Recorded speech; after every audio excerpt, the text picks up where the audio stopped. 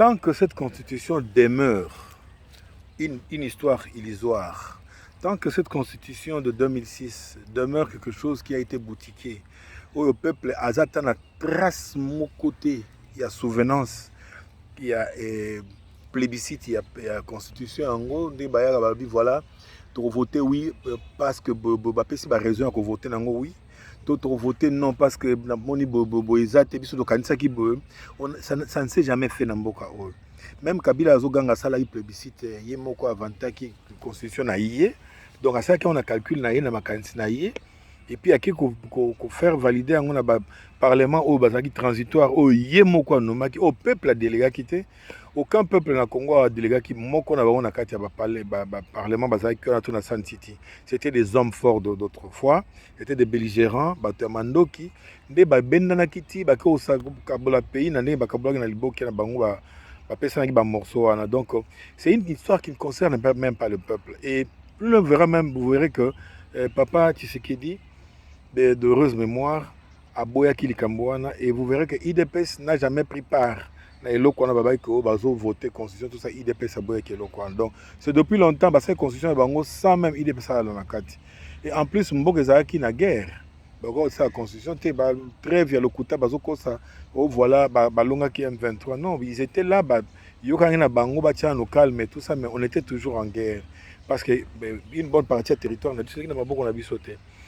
Donc dire que les lots changé de constitution, c'est l'heure. Bazako lota parce que nous sommes obligés. Et bazan la force monte pour empêcher de changer de constitution. Tout ça, changer en qu'il pleuve, qu'il neige. Parce que si il y a les Kamama Belé. Donc le Congo ou la mort. Tout ça, les Kamoussa, ça a été tout ça qui a changé. Et puis, d'ailleurs, quel entre l'Andangote parce que bazan la poate baya ko rencontrer biso un argument oyo et ko permettre de changer de constitution. Biso ça nango tellement légion.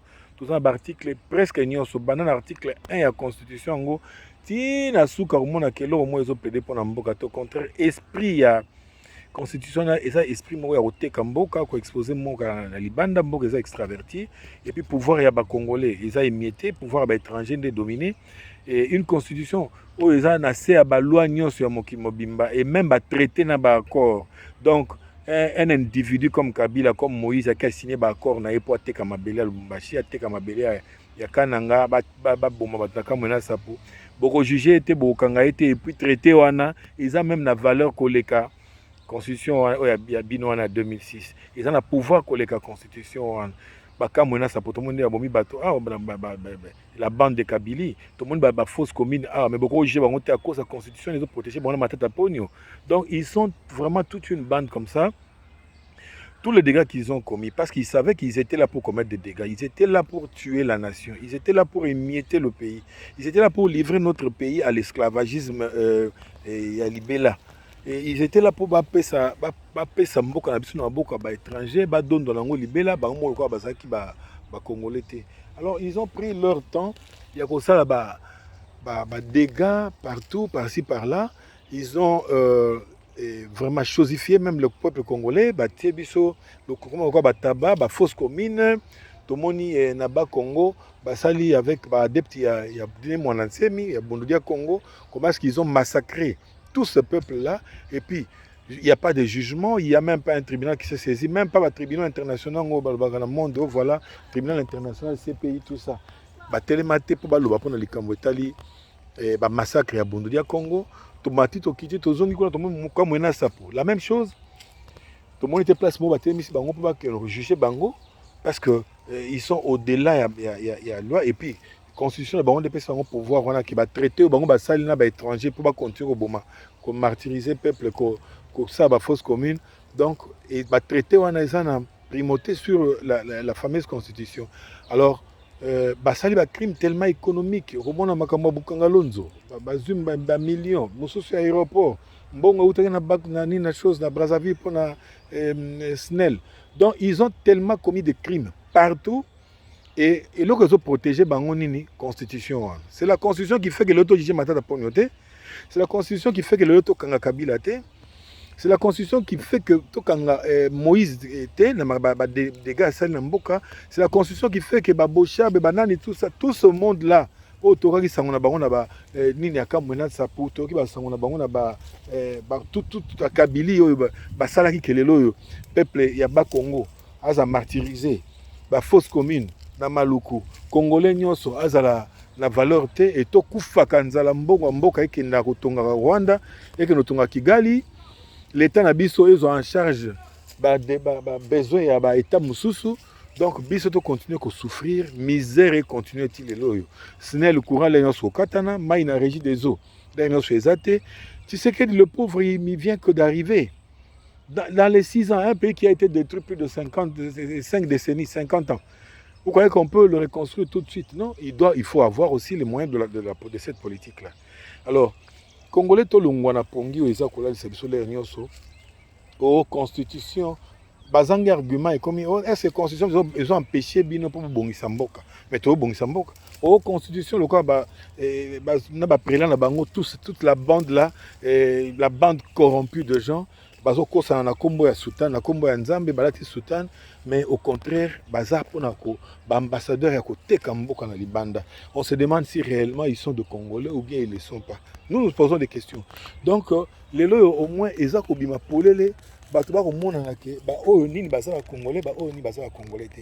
Parce que totali bango na bisala na bango na bizaili na bango nous avons compris beaucoup de choses. Tozalaki kopesa bango temps mingi, tozalaki koyoka bango mingi, tozalaki bango bondeko mingi, mais to finir par comprendre que bazolakisa bizaleli babimisi bilongi bakolakisa vraiment que ils sont pas congolais et vraiment Congo pour la bango sans dire rien.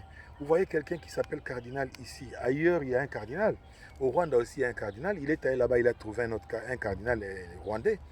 Mais un cardinal rwandais qui prêche pour son État, pour sa nation, qui fait voir aux gens que non, il n'y a pas une mission pastorale locale, mais azo kosa que non, ma belle il y a chose, il y a une partie à RDC et à Bango à Rwanda, mais azo te abattu na Bango. Quelqu'un qui dit des mensonges comme ça, quelqu'un qui dit que non, il n'y a jamais eu de morts dans le Congo, au Rwandais babomi, yo qui osa na épée, mais si yo peut ça c'est évangile, au moins que bokeseni. Donc, soit il y a servir Nzamba, soit il y a parce que au moins il y a défendre le peuple, il y a défendre la nation, il y a une Bible le binaï. Mais il y a aussi qu'on a pour le bêtise, qu'on a bec cousu, après on a au fond la mbanga mbang koloba, au critiquer kaka bakonzi. Il y a aussi cardinal, il y a Rwanda critiquer Kagame, mais bien Kagame a bon c'est un assassin avec plein de sang dans ma bouche. Mais qui a critiqué était. Donc, Moussa Nzambe Borosala, les politiques ne Borosala, Bolanda Rambon, on a si un acteur politique.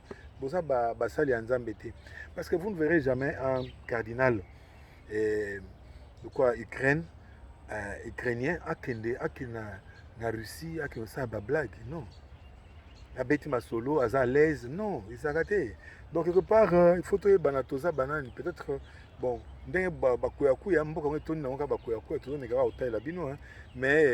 avec Félix Tshisekedi, on mettra fin à toutes ces bêtises-là.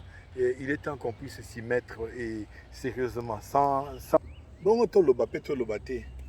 finalement, il y a un cardinal en tant que Rwanda, on a un qui a banzela pour la Rwanda ou bien à cause de la biso banzela ou tika la biso na Congo. Il y a un cardinal tant que Rwanda parce que lobby que non que changer constitution tendem te empêcher biso tout ça banzela tout ça biso ça banzela en pratique. Ils ont mon partout ba elenge ça bani ils ont mon mais ko kenya ke Rwanda on a ndé ko ça la biso banzela tout tant que Rwanda on a voyé le peuple congolais musala depuis il y a un cardinal là yango ya bango wana après ça peuple ni au contraire azol ba que non l'état a une politique madame pour la jeunesse pendant que y a même pas détruire jeunesse avec le kuta ça comme ça sur la télévision partout et pas seulement ça vous verrez que azo contrer même à lingi même pas les camboya à lingi faire échec na gratuité enseignement kasi yem ta lingi jeunesse pourquoi ils ont empêché jeunesse au contraire il fallait être dans l'église catholique dans l'école catholique yango et enseignement ils ala na prix à mouké accès à facile bango fallait ça attendre enseignement gratuit au lieu à l'état ça là on pas si à critiquer l'état de l'état ça là à lingi jeunesse mais yem ta lingi jeunesse pourquoi quoi ça a été na catholique tous en enseignement gratuit au contraire enseignement ils a na école ils a plus et na je dirais ils a trop cher na mboka ils a école catholique en dehors de ça ils sont protestants tout ça qu'on sait la plupart des écoles ils a na na taux inaccessibilité il faut ça riche pour kota pour kotanga kuna ça va école catholique ba université catholique nous le savons mais il y a kasi cardinal ngwana atala kate politique ezanga ba enseignement na or bango ba ça ba œuvre sociale il fallait au moins ba faciliter jeunesse yem tana associé à jeunesse yem tana associé à jeunesse ça zo musara mais na ba nini na bango yoso ba caritate et consort mais on n'engage pas les gens on n'engage pas. Si ce n'est faire travaux forcés, la plupart ils ont esclavagisme moderne. Donc on ne paye pas bien, on fait souffrir tout. Nous avons été dans la radio, nous connaissons un peu ce qui se passe dans la catholique. Donc nous n'avons pas passé notre temps dans la moto à comprendre le bâti parce que ce que nous avons passé temps dans le pour le changement de constitution, nous avons passé temps dans le courir derrière Jupin et Kagame, comme tu l'as fait. Nous devons courir comme toi derrière les Rwandais et aller vite là-bas, la queue dans les pattes, Rwanda. Nous n'avons pas ce temps-là. Nous n'avons de temps que pour notre pays. Et la Constitution, vouloir ou pas, nous allons la changer. Et nous sommes déjà en voie de la changer parce que même de la fondation de cette Constitution, vous verrez que tout est biaisé. Tout a été vraiment à la vente en guerre. C'est juste une prime aux guerriers, juste prime là-bas. Combattant à autrefois vous verrez que na katabilo korana il y avait que belligérants et consorts des basali babilo na bango et bazu kabila na bango nommé bango chose député au peuple a voté quitté plus loin kabila et mon peuple a voté qui était un président de fait et puis paf à sa consultation, la chambre, on ne sait pas, parce que nous n'avons aucun souvenir de la Constitution. Plébiscite au Kabila, ça pour la chose, pour la Constitution. Et on nous a fait gober ça comme ça. Heureusement qu'il dit au Boya Kiango depuis longtemps. Et Papa Tshisekedi a dit que non, une fois il dépasse au pouvoir, alors ça, la vraie Constitution. La vraie Constitution, c'était juste une affaire de belligérance, un acte de belligérance, comme on dit. Et moi, j'ai toujours clamé ça haut et fort. Depuis l'arrivée de Tshisekedi au pouvoir, nous avons eu quand même la grâce, il y a la liberté au fond. On ne faisait que clamer, on faisait que réclamer une nouvelle constitution. On n'a pas besoin de révision à Nini. Nous voulons une constitution, alors une vraie pour le Congo. Nous ne voulons pas comme la constitution, non, la constitution, comme je vous l'ai toujours dit, j'ai toujours prêché dans la raison, je parle toujours de la constitution comme étant un acte qui exprime le vivre d'un peuple. C'est-à-dire, ça doit sortir du génie de ce peuple-là, ses manquements, ses besoins, qu'est-ce qu'il a, qu'est-ce qu'il dispose, quelles sont ses limites, quelles sont ses faiblesses, qu'est-ce qu'elle veut devenir, qu'est-ce qu'il veut devenir ce peuple, comment développer sa nation. C'est ça la Constitution, ses us et coutumes, tout ce qui est dans son environnement, depuis ses racines, ses origines. La Constitution, c'est un acte juridique qui approuve la... Comment on dit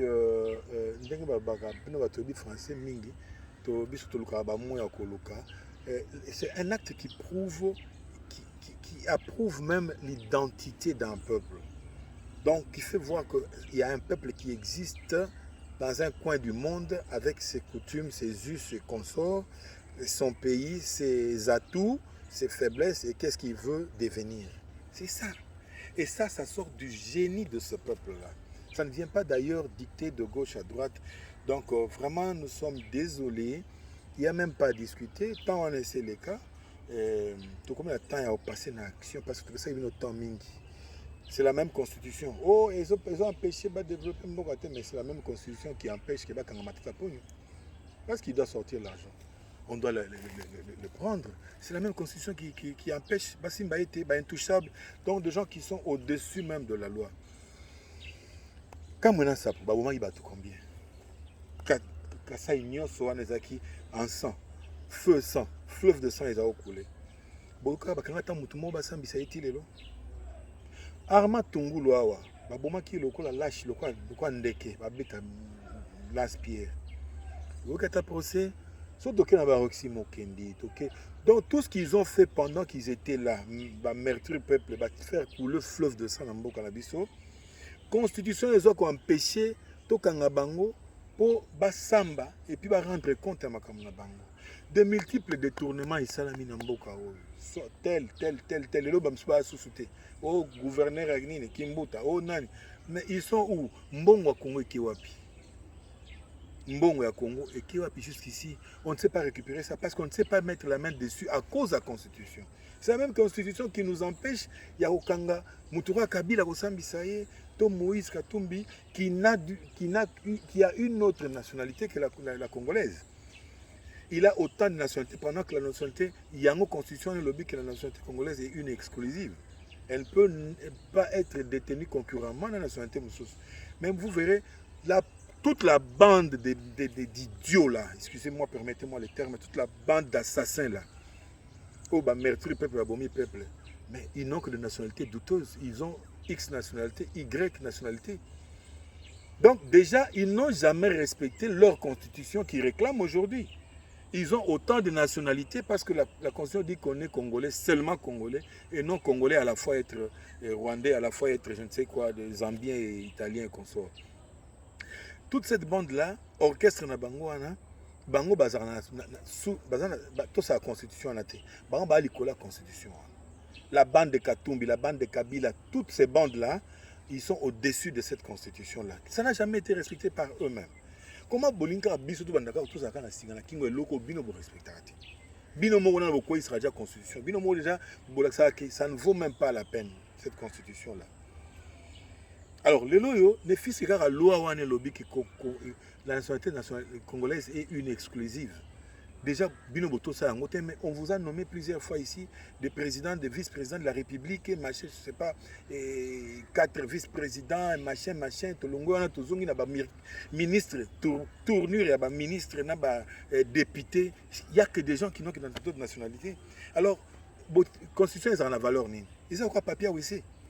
Alors pourquoi vous ne voulez pas que le roi mon amboka doit terminer si bateau habito télématos soit papier à aussi on a tout quand on la moto boka na aussi tout chasser maïeleka. Vous ne voulez pas pourquoi? Les ambongo yo ambongo yo.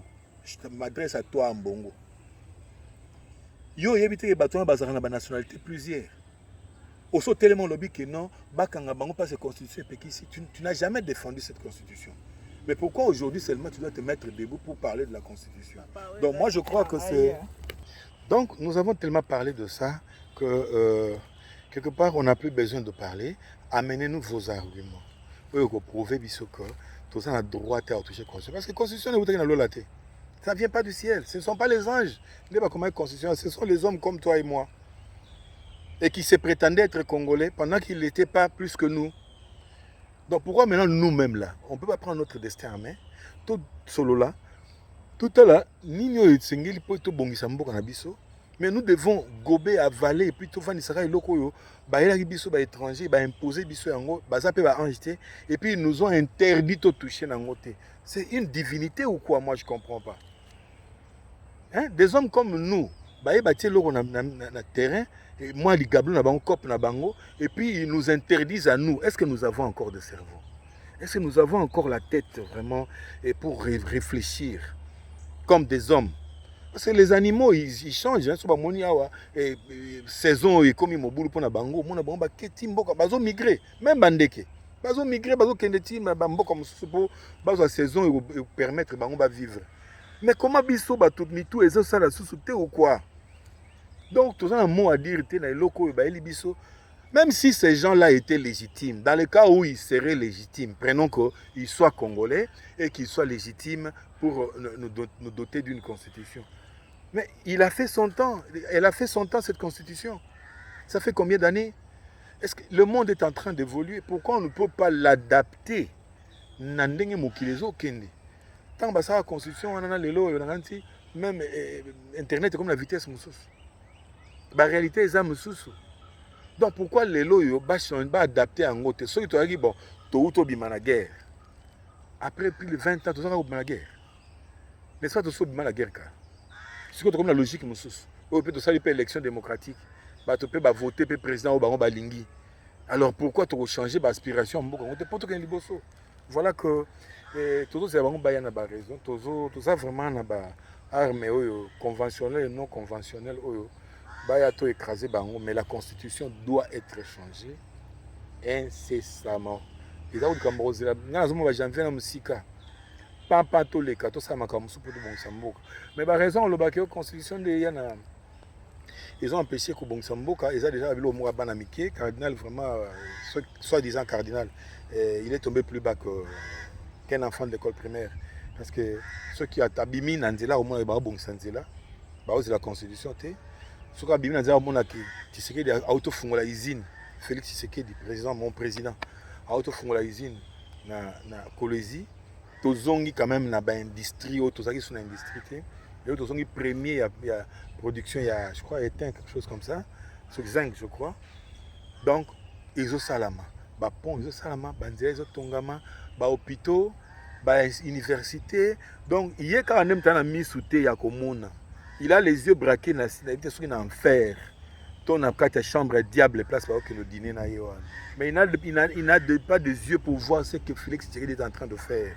Que l'armée n'a pas se renaître de ses cendres. Que l'autre comme l'armement comme X puissance en Afrique et puis dans le monde. Que l'autre comme fréquentable. Que le Congolais a tombé le longueur, le Congolais comme on a espoir. Et c'est ce cardinini wana. Azo monate, il y a aidé à kofungula mbanga kofinga. On n'a jamais connu de cardinaux comme ça. Vous sentez quand même que quelqu'un qui composait pour sa nation. Tout le monde va mosengo, paix à leurs âmes. Mais Moutabo vraiment, tozo mituna. Est-ce que Azo Kansa, tout ça attend où il y a que l'État qui va se soumettre à l'église catholique? Non, on a attend bayaki l'église catholique Azoya, Azako Boma, Azaki ambassadeur Aki Aner.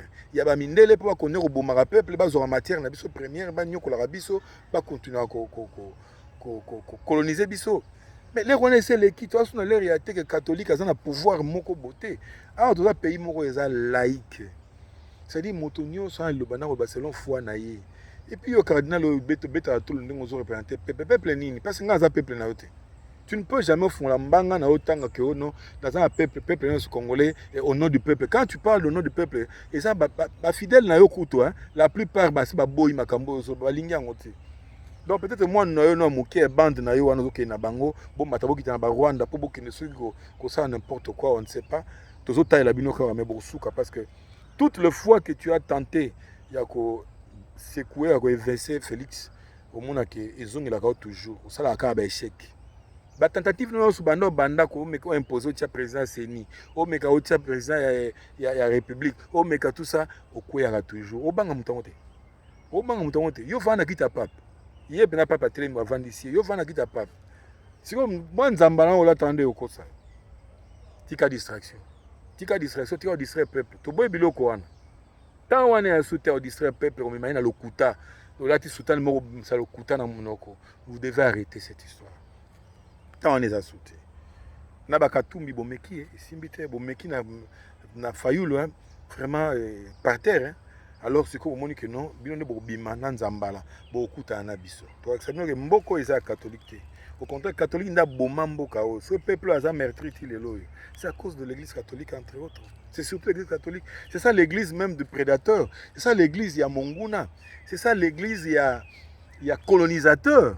C'est ça l'église catholique. Et nous ne pouvons pas continuer à baisser culotte devant l'église catholique.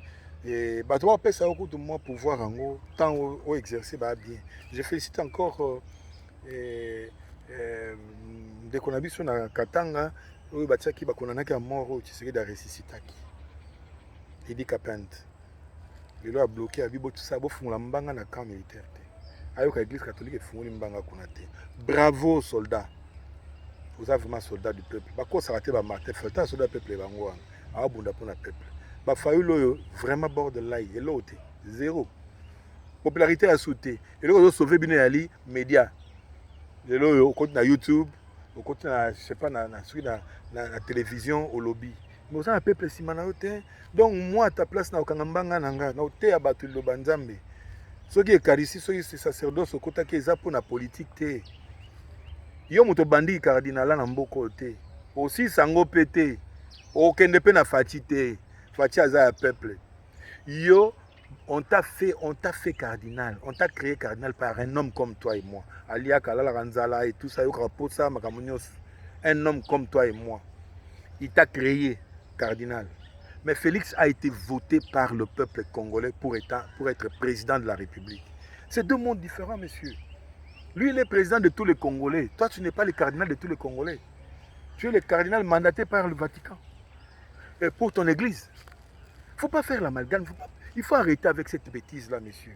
Vraiment, il est temps que tu arrêtes. Hein, parce que le peuple a otalayo, mais l'heure va sonner.